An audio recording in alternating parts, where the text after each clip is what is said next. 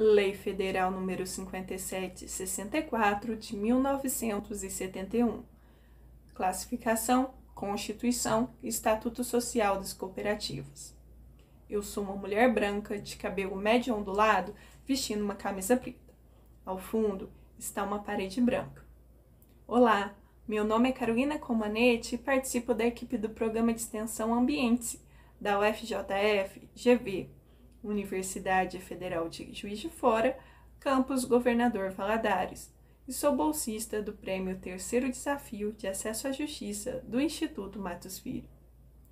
Em primeiro lugar, falaremos sobre a classificação das cooperativas para esta legislação específica. Lembrando que mais tarde falaremos sobre a Lei de Cooperativas de Trabalho, número 12.690 de 2012. Iremos analisar na ordem crescente de complexidade, das menos complexas até chegar às mais complexas. As cooperativas são classificadas em singulares, cooperativas centrais, ou também chamadas de federações de cooperativas, e as de maior grau de complexidade, as confederações. As cooperativas singulares são as unidades de produção, consumo, crédito, habitação, prestação de serviços e tantas outras quanto forem possíveis. Falamos anteriormente sobre a possibilidade de a cooperativa ser formada pela reunião de pessoas físicas apenas, ou destas com pessoas jurídicas. Mas essa é uma situação excepcional que só é possível quando as pessoas jurídicas exercem atividade similar ou igual à exercida pela cooperativa, ou quando a pessoa jurídica exerce atividade sem fins lucrativos. As cooperativas centrais, também conhecidas como federações de cooperativas, são compostas por no mínimo 3 cooperativas singulares, que, excepcionalmente, podem admitir associadas ou associados individuais. Já falamos sobre 2 tipos de cooperativas, falta o último, mas lembrem-se, cooperativa singular, cooperativa central ou federação e confederação são coisas diferentes e num grau de complexidade crescente.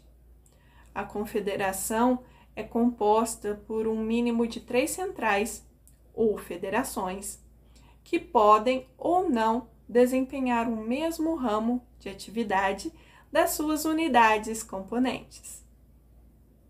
Passando agora para o modo de constituição das cooperativas, é importante ressaltar que as cooperadas e os cooperados, fundadores, aprovam em Assembleia Geral a criação da cooperativa, sendo que se deve registrar em ata ou por instrumento público os seguintes dados: a denominação que adotará, a sede e o seu objeto.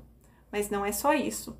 Neste ato, a gente explica como será a cooperativa, mas também conta sobre quem participará dela.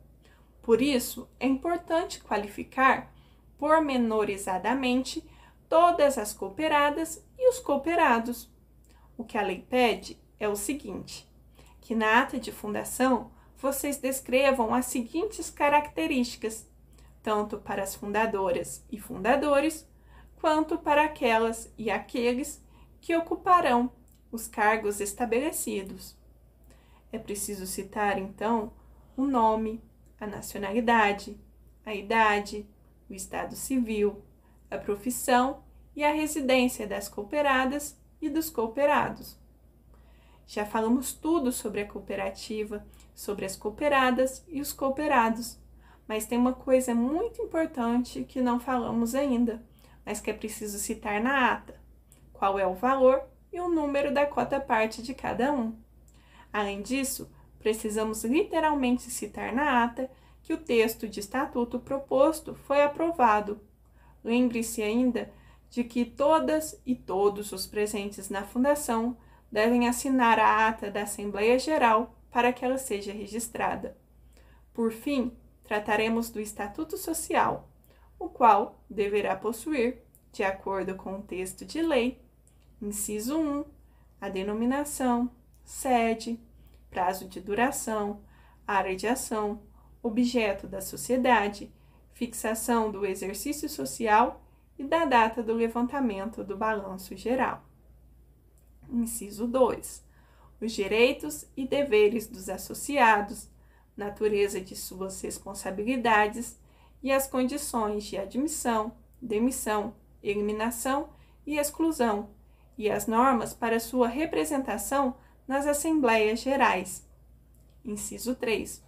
O capital mínimo, o valor da cota-parte, o mínimo de cotas-partes a ser subscrito pelo associado, o modo de integralização das cotas-partes, bem como as condições de sua retirada nos casos de demissão, eliminação ou de exclusão do associado.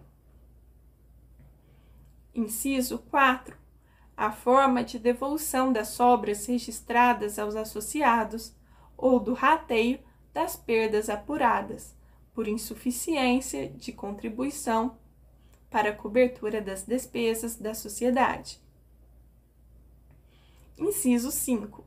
O modo de administração e fiscalização, estabelecendo os respectivos órgãos com definição de suas atribuições, poderes e funcionamento, a representação ativa e passiva da sociedade em juízo ou fora dele, o prazo do mandato, bem como o processo de substituição dos administradores e conselheiros fiscais. Inciso 6. As formalidades de convocação das Assembleias Gerais e a maioria requerida para sua instalação e validade de suas deliberações, vedado o direito de voto aos que nelas estiverem interesse particular, sem privá-los da participação nos debates. Inciso 7. Os casos de dissolução voluntária da sociedade. Inciso 8. O modo e o processo de alienação ou oneração de bens imóveis da sociedade. Inciso 9. O modo de reformar o estatuto. Inciso 10. O número mínimo de associados. Inciso 11. Se a cooperativa tem poder para agir como substituta processual de seus associados. Nosso próximo vídeo será sobre a continuação da Lei Federal nº 5764 de 1971.